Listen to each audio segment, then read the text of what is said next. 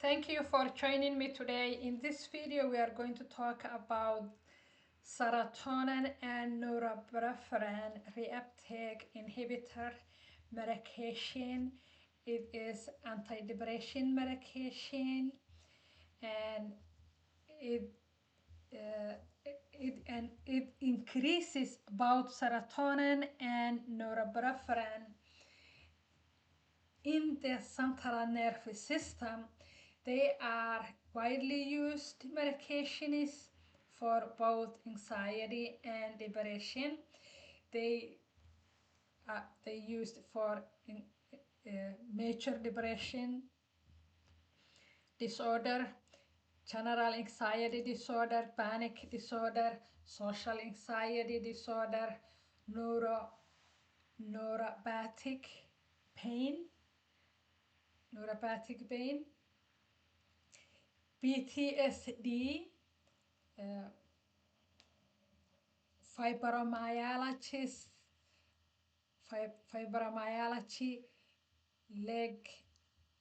restless leg syndrome, chronic muscle skeleton pain. They measure SNRIs, measure serotonin, norepinephrine reuptake inhibitor that used in psychiatric practice include Fluvoxamine, Breztrik, Cymbalta, Fatzima.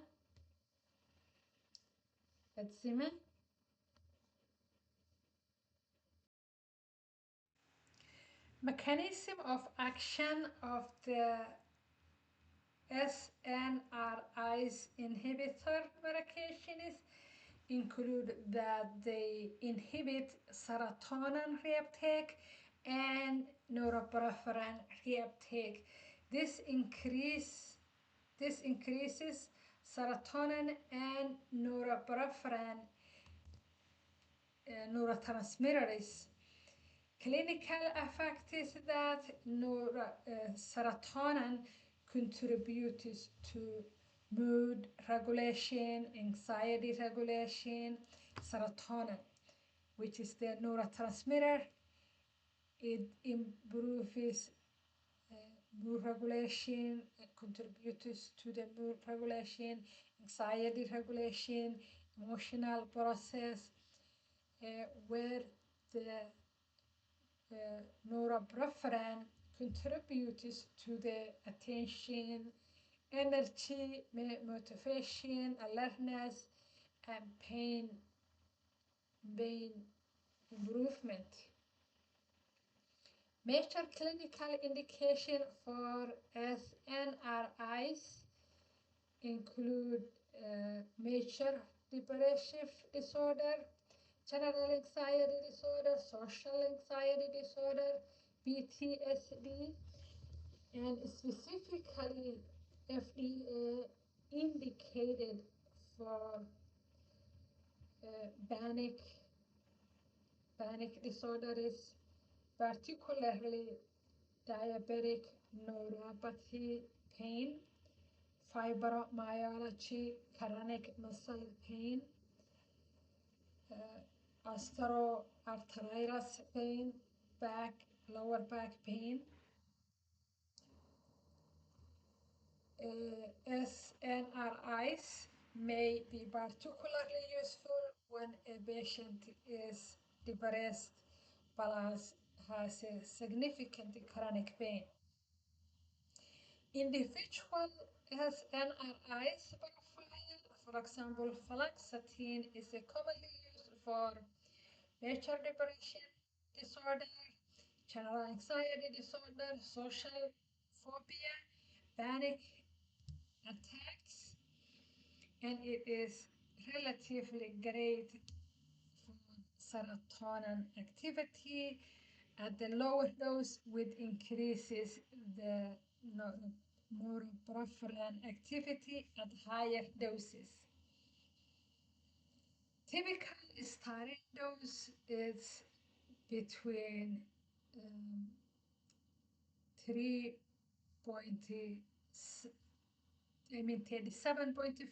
to 75 milligram per day.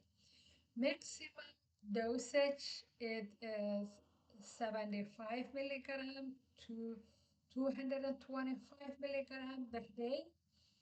Maximum dose vary by the formulation and indication.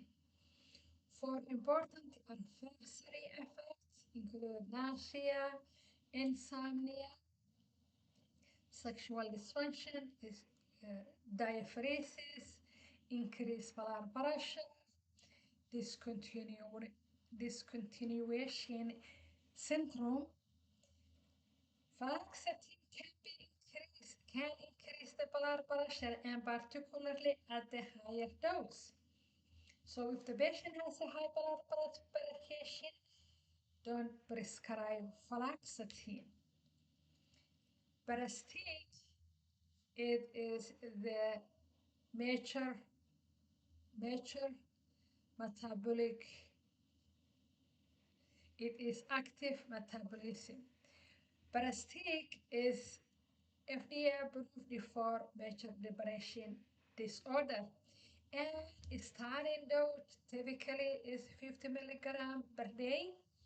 Higher dose generally do not substitute a great antidepressant benefit, while increased dose may increase the side effects. Common side effects of Prestige include nausea, dry mouth, dizziness, insomnia, diaphoresis, constipation, sexual dysfunction. Parastic has relatively straightforward dosing because the 50 milligram days generally is the recommended therapeutic dose. Cymbalta. Cymbalta is particularly useful when the psychiatric symptoms coexist with chronic pain. Cymbalta is FDA approved for general anxiety disorder and major depression disorder. Pain indication is the diabetic peripheral neuropathy, fibromyalgia, chronic muscle skeletal pain. Typical dose of Parastic is 30 milligram per day, and in selective patients, it can increase the tolerance. Usual therapeutic dose is 60 milligram per day. Common side effects of Parastic include nausea, dry mouth, constipation, fatigue, diaphoresis, and sexual dysfunction. Important concern is that Parastic may cause liver damage. Parastic may cause liver damage, so caution in patients with significant liver disease, substance usage such as alcohol usage, because both increase the liver damage.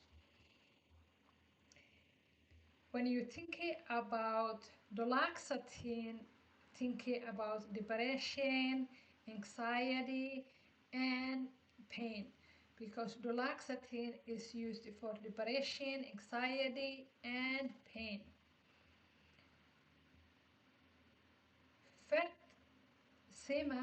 Fatsima is FDA approved for major depression disorder.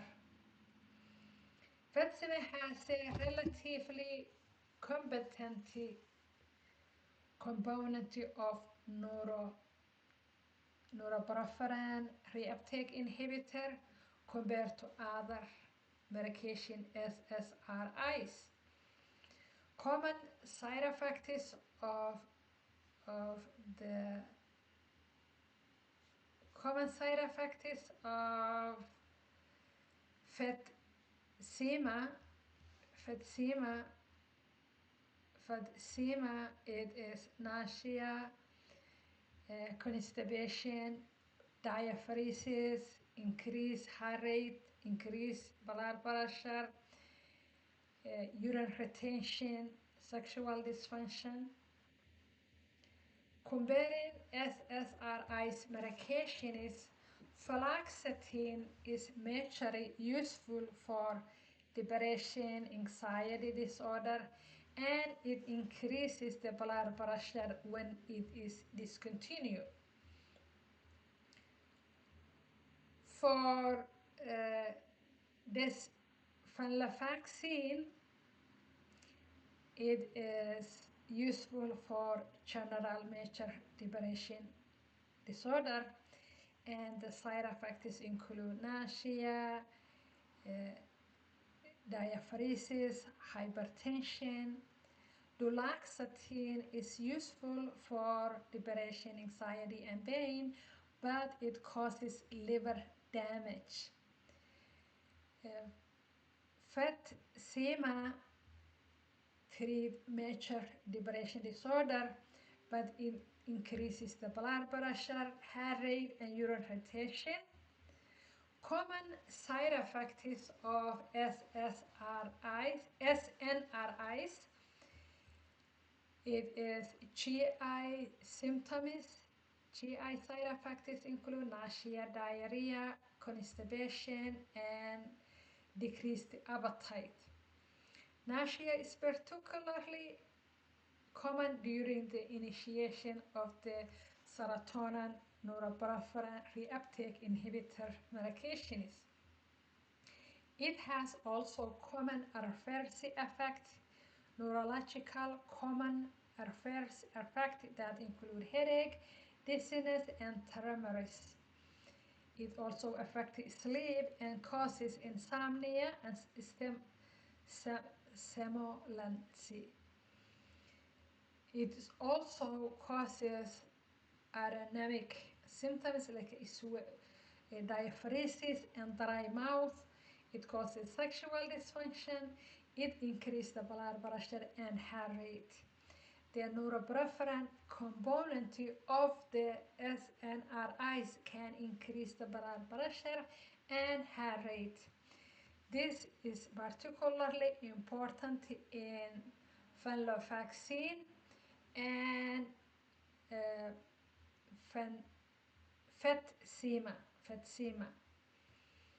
You want to monitor and obtain baseline blood pressure and predict reassessment and also periodically blood pressure assessment during the treatment. Consider a more frequent monitoring when you want to increase the dose. When the patient has a hypertension, you want to increase the frequency of the blood pressure and vital blood pressure, heart rate, and vital assessment. Also, you want to increase the frequency of assessing the blood pressure and the heart rate if the patient has a cardiovascular disease. Serotonin syndrome can happen. SNRIs medication can cause serotonin syndrome, especially when combined with other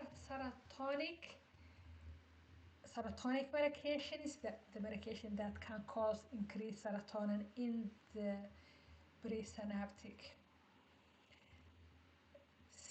Symptoms of serotonin syndrome include agitation, confusion, diaphoresis, tachycardia, high temperature, high blood pressure, and neuromuscular symptoms of serotonin syndrome include tremors, hyperphagia, and clumsiness. GI symptoms of serotonin syndrome include nausea, diarrhea, and But in sometimes severe cases of serotonin syndrome is medical emergency. Major drug-to-drug interaction for SNRIs include that the monoamine oxidase medication, which is antidepressant medication, is it has a drug-to-drug interaction with SNRIs. Other medication that can cause SNRIs interaction include other medication such as SSRIs, tramadol, linezolid medication, methylene blue medication, St. John wort, which is a supplement medication. Always you want to review the medication and complete medication and supplement lists. Antidepressant induced mania. So antidepressant medication can increase the mania and precipitate the symptoms of mania. Before initiating serotonin, norepinephrine, reuptake inhibitor, you want to review and screen for bipolar disorder. Potential side effects of the treatment emergency mania include decreased. This is the potential signs of the treatment emergency mania include decreased appetite. Those are the symptoms you have to assess and look for.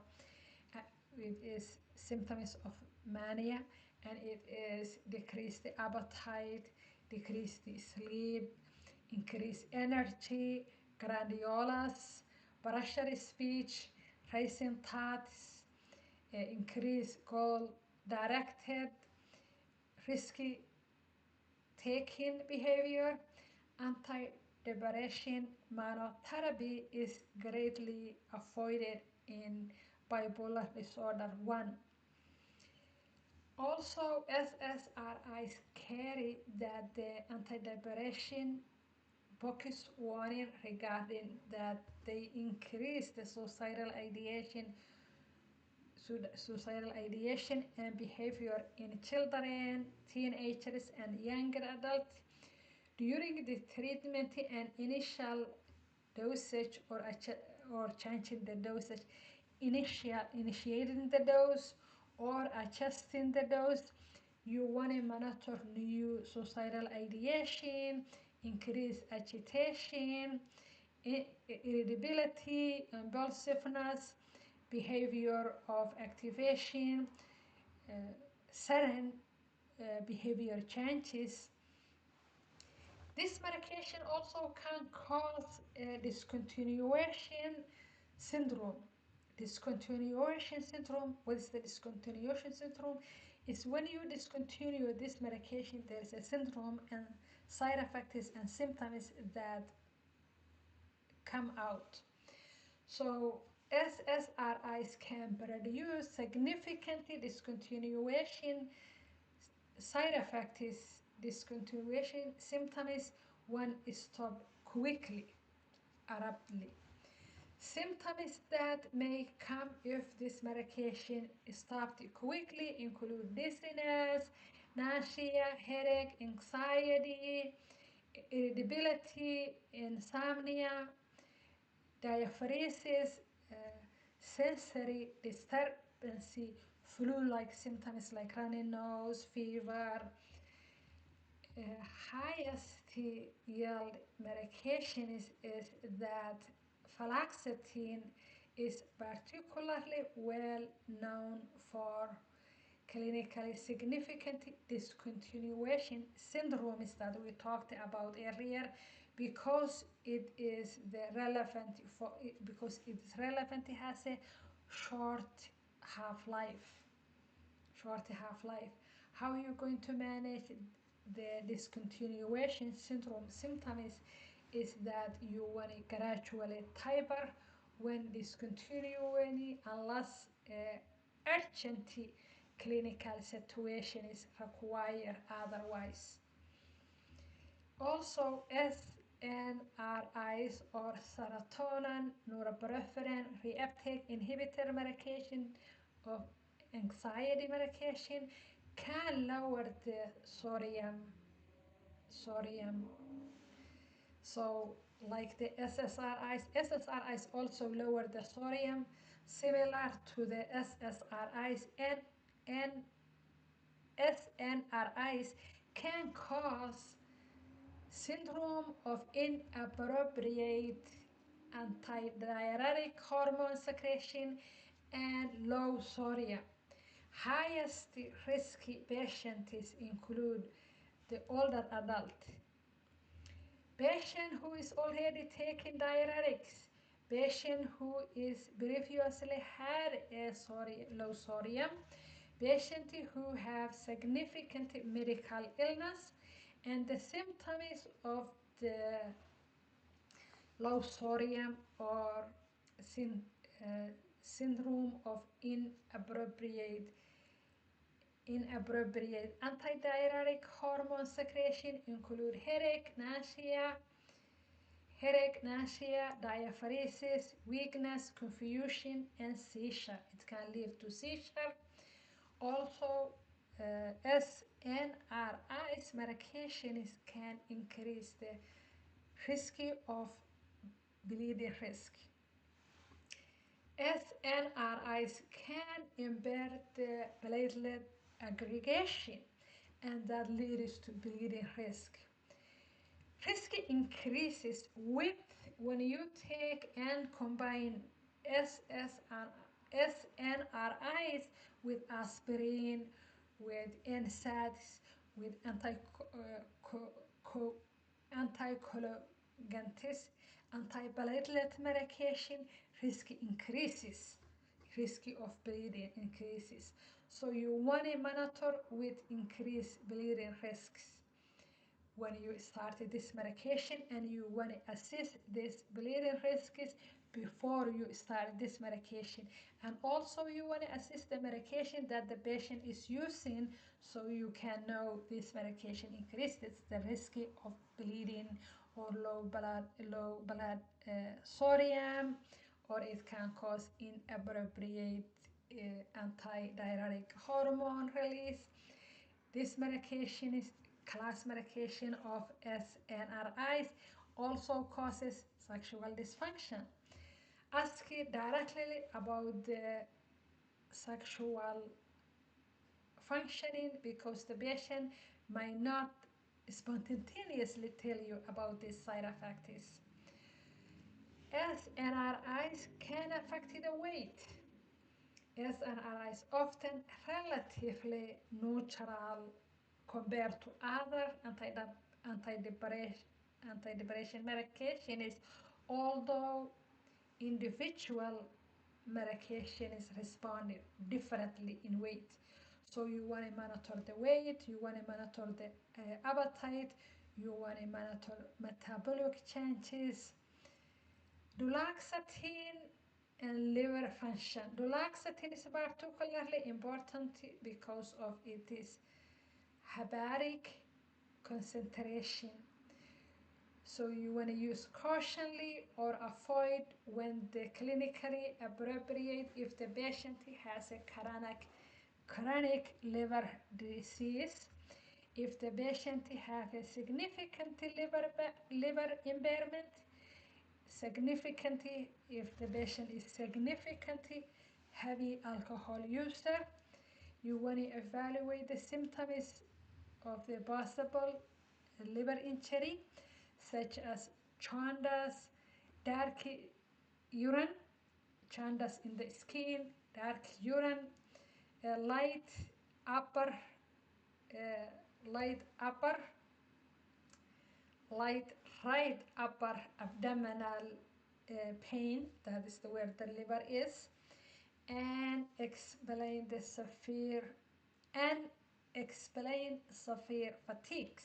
If the patient tells you that they have unexplained fatigue, you want to assist the liver function. Renal consideration is fluoxetine dose adjustment may require if the patient have a significant liver impairment. The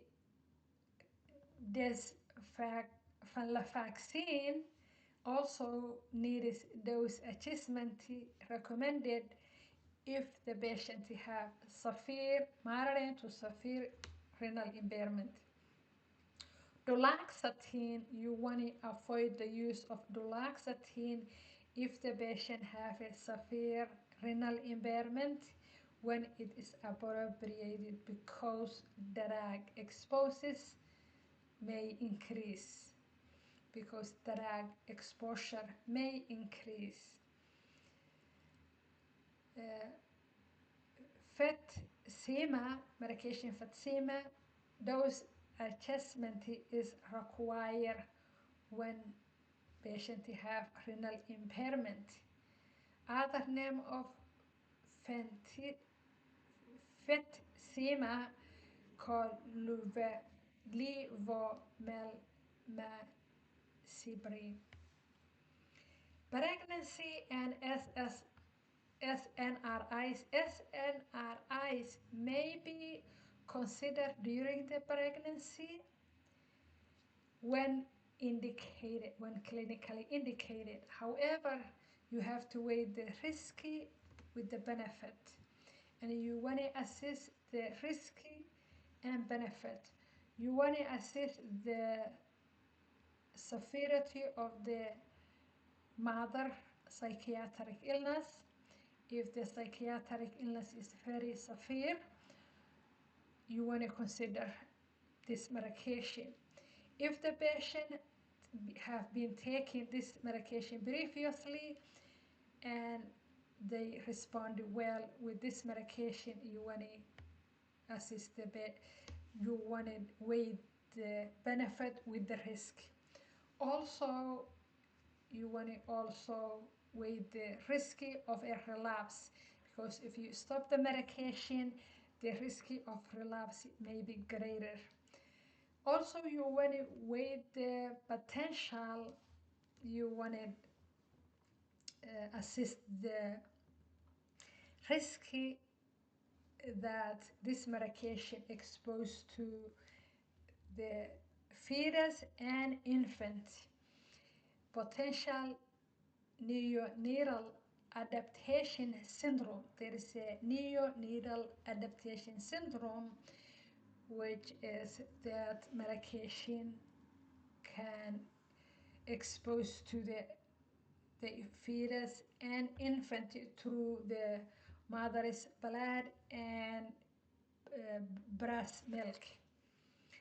You have to consider the mother healthy and fetal health. You have to consider that medication should not be automatically discontinued solely because the mother is pregnant, but you have to weigh the risk.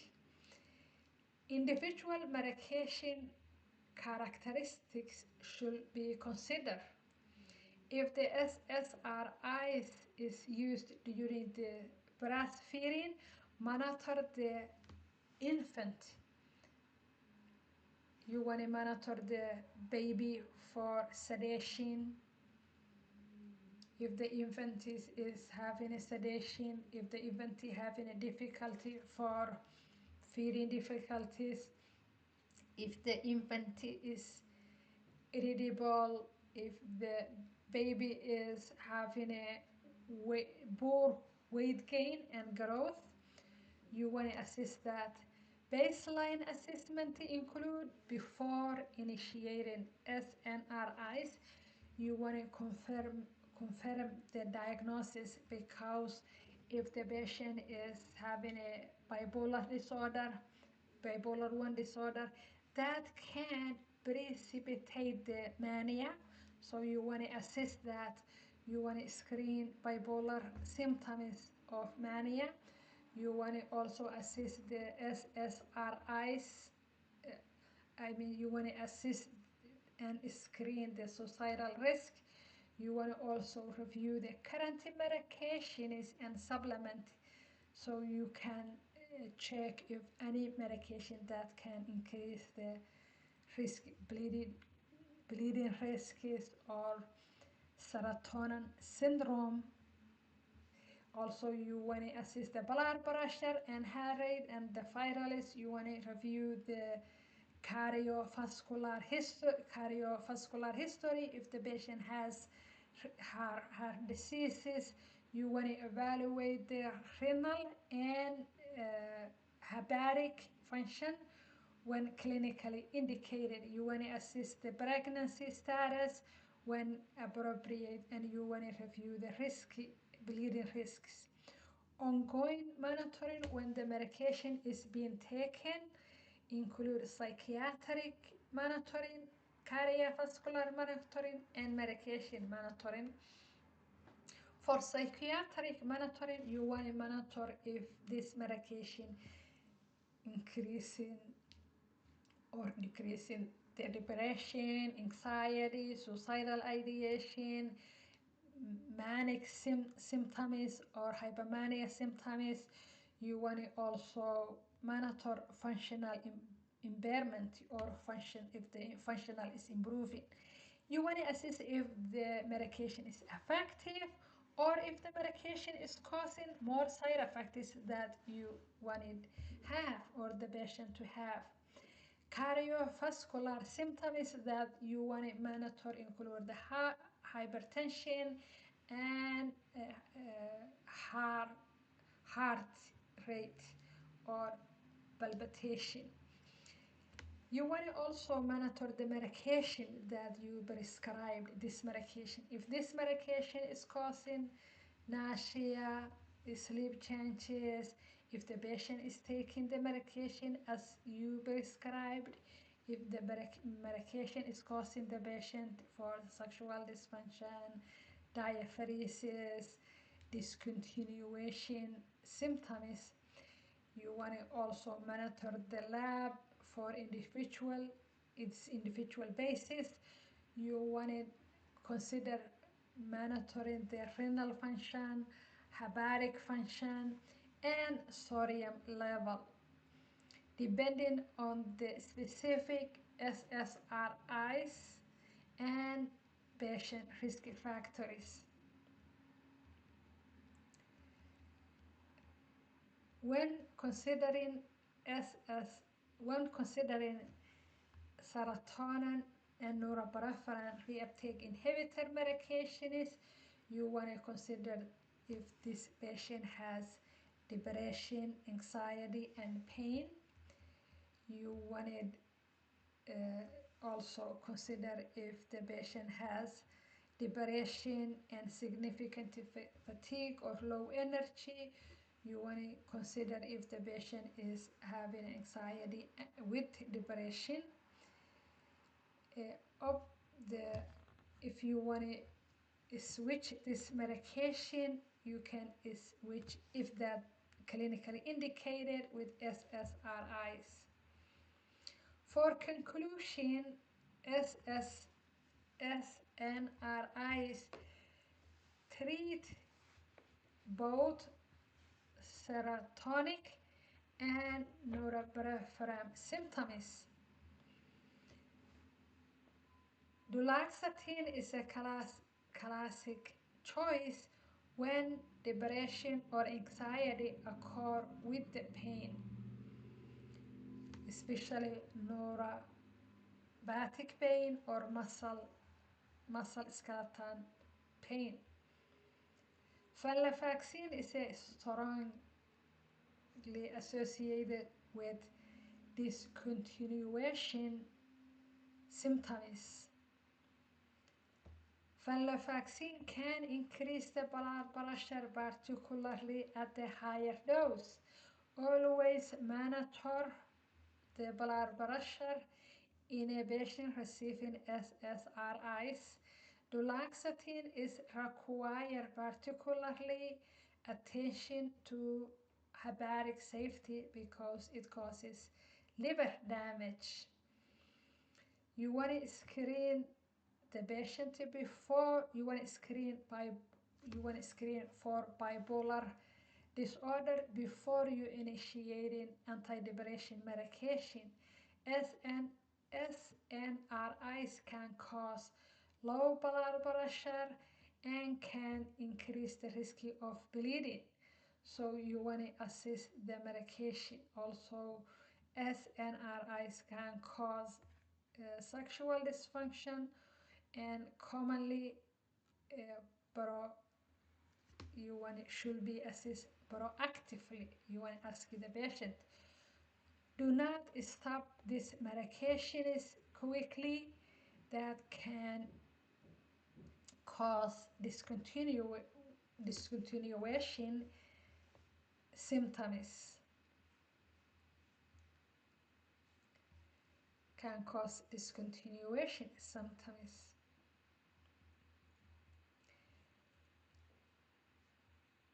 Thank you for joining me today. Please subscribe and join me again.